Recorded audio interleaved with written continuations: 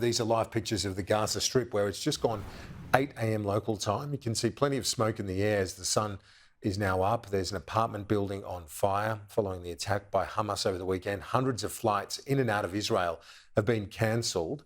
These are pictures from the Ben Gurion airport, the country's main airport, about 45 minutes drive from Jerusalem. Many travellers who were trying to get home are stranded, with several airlines, including Delta and Air France, suspending travel to Israel. A few minutes up the road from the airport is the town of Yehud, home to around 30,000 people. Emily Gian is an Australian living in Yehud, and she joins me now. Emily, thank you for your time. How are you and the family holding up now? Look, it's pretty much the same, the same as a few days ago when we spoke. Very stressful. Thankfully, we only spent, I think we had one or two sirens yesterday. And so we only spent a short time in the bomb shelter, but obviously just staying very close to home and just trying to keep ourselves occupied as we watch what unfolds basically on TV, on our phones. And yeah. What's the mood like among your friends, family, and the community there? Just the complete devastation. Every single person, when I hear my husband on the phone, every single phone call is just the same voices, that very low to hushed tones. Everybody's just so shocked. My husband went out 2 days ago to get some supplies from the supermarket. He said he's never seen it just so quiet. And even the people that he encountered, it was as if everybody had sort of the same mission: get what you need and go home. There was roadblocks set up at the entrance to our town of police just to make sure that nobody was entering that shouldn't be entering. And I think there's probably similar roadblocks set up at the entrance of every town.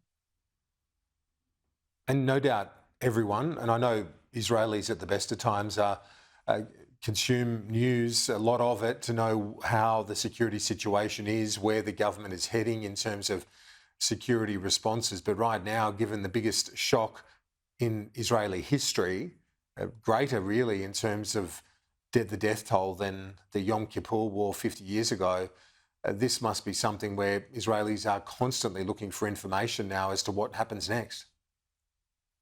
Yeah, absolutely. I had said a few days ago that we had turned off the TV, obviously for our kids. We don't want, the images that are showing for them to see them, to be asking questions about what went on Saturday during, all of the Hamas raids and all the rest.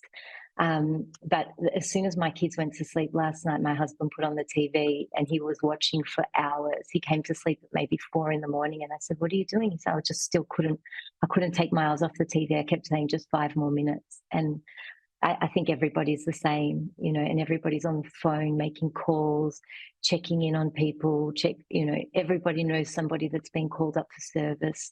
Nearly everybody I know knows somebody that has been killed, knows somebody that had a near miss, was at the party but managed to get away. A friend of ours lives in the south, had no access to his family the whole morning. It's just horrendous, yeah. And with those being called up for service, is amid the shock and amid the mourning and the grieving, there must be a very fierce sense of solidarity right now, a sense of having to fight against what could have been, and still with uncertain, we don't know how this is going to play out with other threats potentially from the north and elsewhere, but does it feel like it's an existential threat facing Israel? Absolutely. And everybody that I've spoken to that's had a family member called up, are just absolutely devastated because, the numbers that are coming out each day, even in the first day of battle, I think they released this morning that 112 soldiers were killed. We now have confirmation that a soldier was killed up north as well in some sort of confrontation with Hezbollah, and that was a member of the Druze community. So it's, not just limited to the Jewish members of the community, but also non-Jewish members.